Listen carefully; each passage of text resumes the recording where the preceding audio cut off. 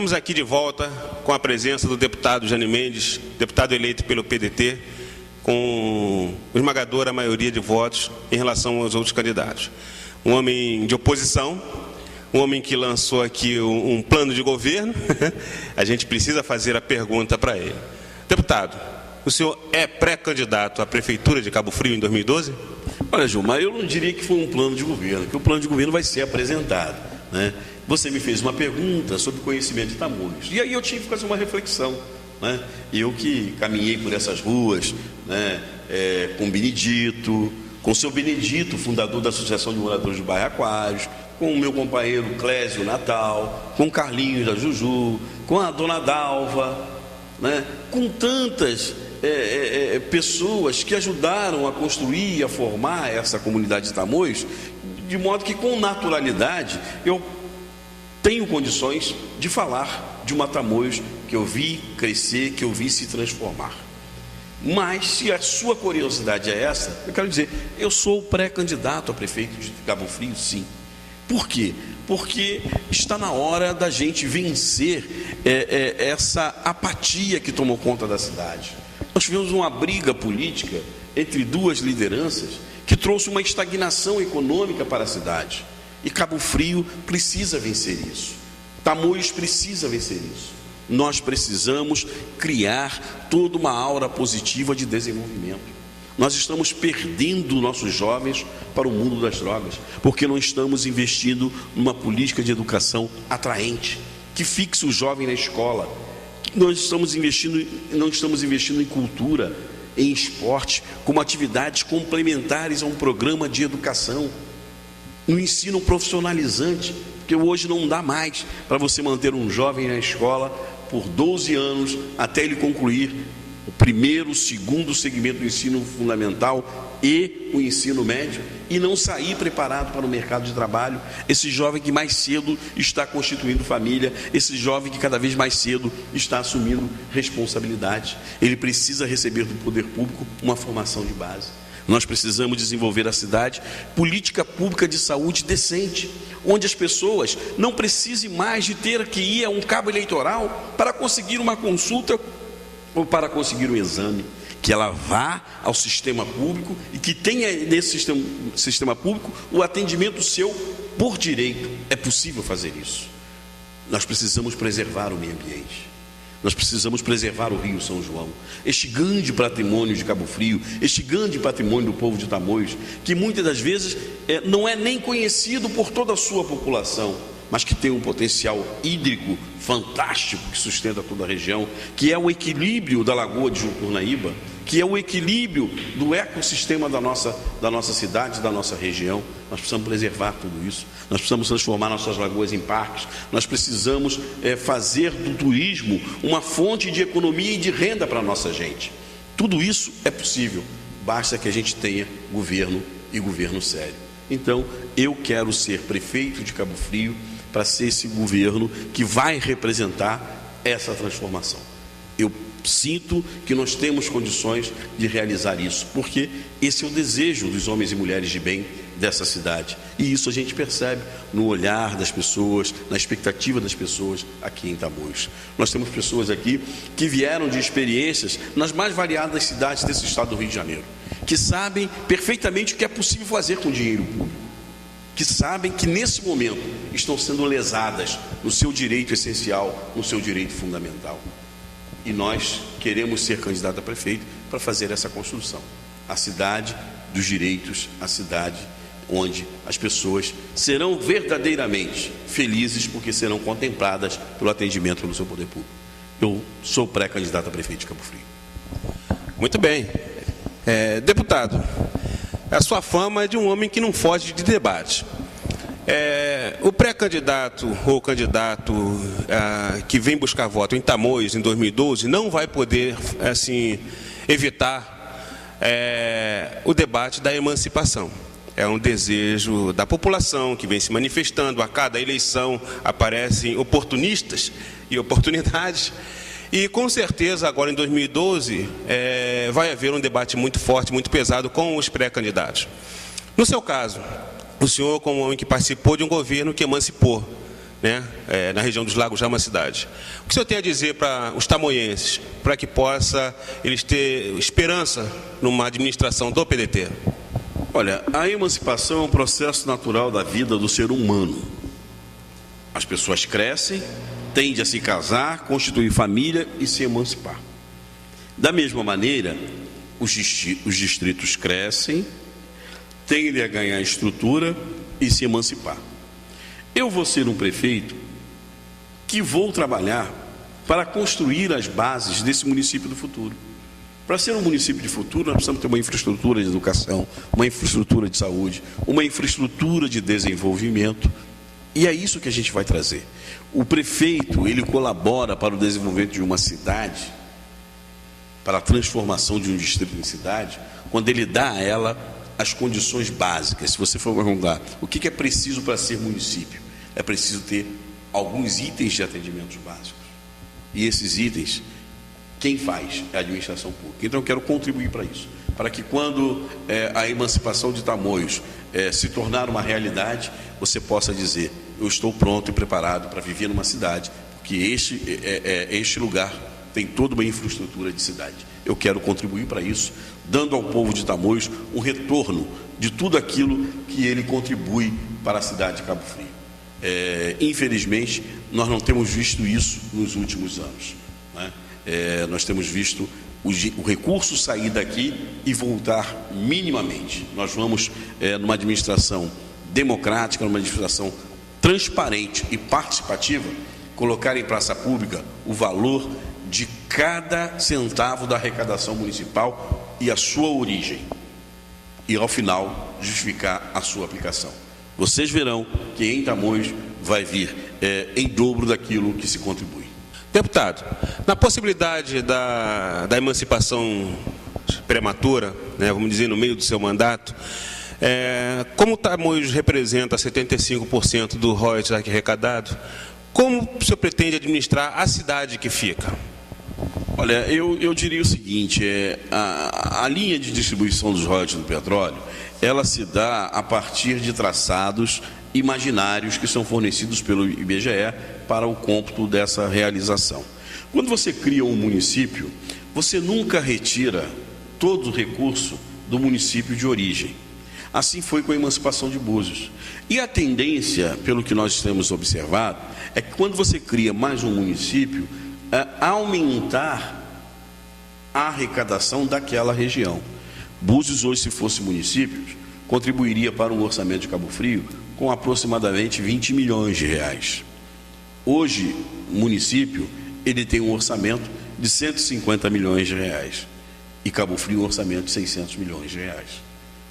Eu acredito que amanhã Tamoios, sendo município, terá um orçamento entre 150 e 200 milhões de reais, e Cabo Frio continuará com um orçamento entre 500 e 550 milhões de reais. De modo que o que nós teremos é mais recursos na região.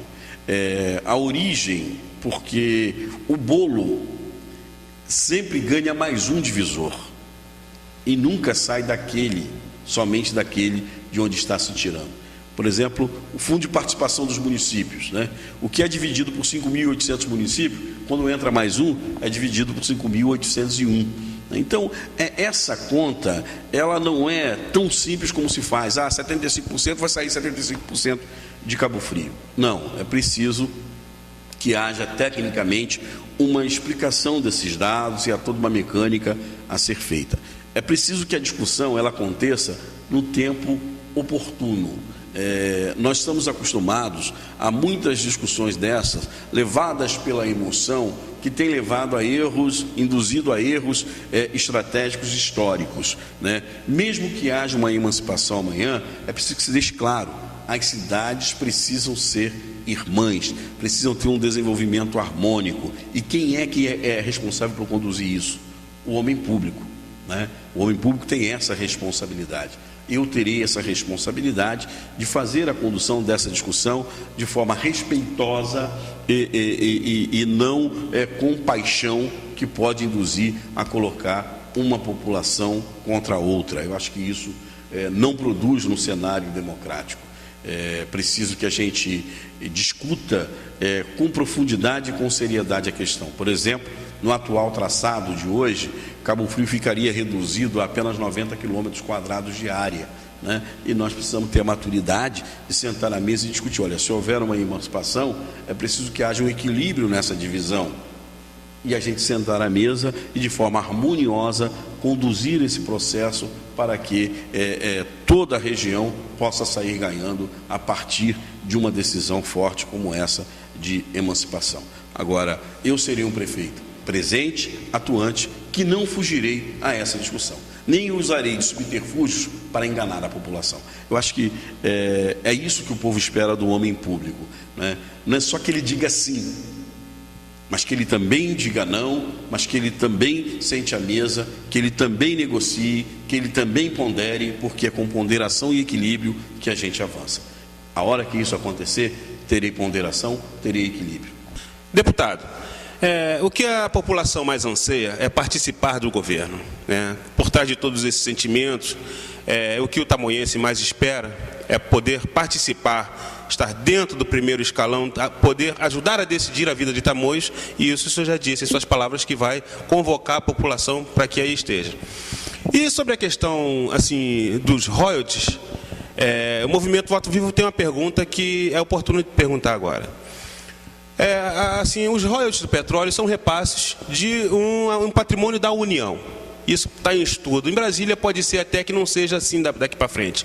Porém, a nossa área rural, né, que nós temos aí 70% a 80% de Tamoios, é uma área rural. Como o senhor pretende fazer dessa área, torná-la produtiva, arrecadadora de impostos? Olha, eu dizia há pouco a questão do polo petroquímico de Itaboraí. O polo petroquímico em Itaboraí, ele vai gerar um divisor de águas para a nossa, para o nosso estado e para a nossa região. O Rio de Janeiro passou muito tempo andando na contramão do governo federal. Isso gerou um esvaziamento econômico do Rio de Janeiro. Desde a transferência da capital para Brasília. Primeiro foi o capital político, as decisões políticas. Depois foi o capital financeiro, que foi transferido para São Paulo. Depois, com o aumento da violência no grande centro, as indústrias do Rio de Janeiro foram se deslocando para o eixo São Paulo, para o interior de São Paulo. E isso provocou um esvaziamento econômico do Rio de Janeiro. Felizmente, na era Lula, houve uma aproximação de diálogo entre o governo Lula e o governo Cabral, e o Rio de Janeiro hoje tem o privilégio de ser beneficiado com os maiores investimentos público e privado deste país na área de desenvolvimento industrial. Temos a siderurgia lá na região sul, né, fluminense, com a siderúrgica do Atlântico. Temos o polo do Porto do Açu, um polo siderúrgico, a siderurgia chinesa chegando à região norte e noroeste fluminense através do Porto do Açu, o polo petroquímico de Itaboraí e o polo de petróleo aqui na nossa cidade, aqui na nossa região, instalado em Macaé. Você não pode estar no meio de tudo isso sem gerar desenvolvimento para essa nossa região, né? E aí a gente tem o aeroporto de Cabo Frio para escoamento de produção. O que isso significa dizer? Que o petróleo bruto, que antes saía daqui e ganhava as refinarias de São Paulo, da Bahia, o polo de Camaçari, e de lá de Camaçari, a caixa da geladeira, da televisão, do ar-condicionado, do videocassete, do DVD, ia para a Zona Franca de Manaus para passar por um processo de montagem, isso vai poder ser feito aqui. Essa é uma indústria não poluente. Pelo aeroporto de Cabo Frio, entram os componentes eletrônicos, do polo de Itaboraí sai a embalagem, e a partir daqui ganha o sul e o sudeste, que é o maior mercado consumidor deste país, os produtos já com sua linha de montagem. Então nós queremos trazer para cá essa linha de montagem. Para isso, nós temos uma proposta arrojada, em sintonia com o governo do Estado e com o governo federal, para criar incentivos, porque nós somos a região que detém área física para a implantação dessa atividade. E aí o segundo distrito é fundamental, porque como nós estamos aqui neste corredor entre o polo de petróleo e o polo de Itaboraí, com ligação do eixo sul da siderurgia e o eixo norte da siderurgia, nós podemos desenvolver aqui nessa região esse polo. O que a prefeitura vai fazer? Vai ser uma das primeiras obras que eu vou fazer. Primeiro, desapropriar a área, levar o asfalto, levar a água, levar a energia, dividir em lotes industrial e chamar a indústria, venha se instalar aqui.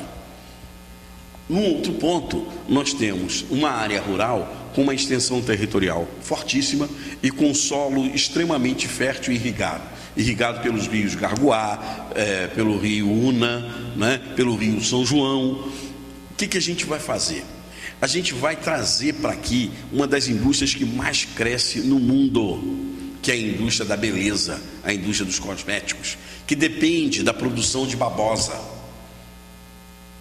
Até então aqui, lixo, mas que para a indústria de cosméticos é ouro verde. E a gente vai estimular o quê? Aquele pequeno produtor que hoje só planta abóbora, só planta aipim, ele vai poder plantar babosa, ele vai diversificar a sua produção, porque vai ter na indústria de cosméticos o mercado consumidor dessa matéria-prima. Sabe por quê? Porque o que encarece a indústria de cosmético hoje, dificulta a indústria de cosmético, é uma coisa chamada embalagem, que hoje só se tem produção na Bahia, no polo de Camaçari.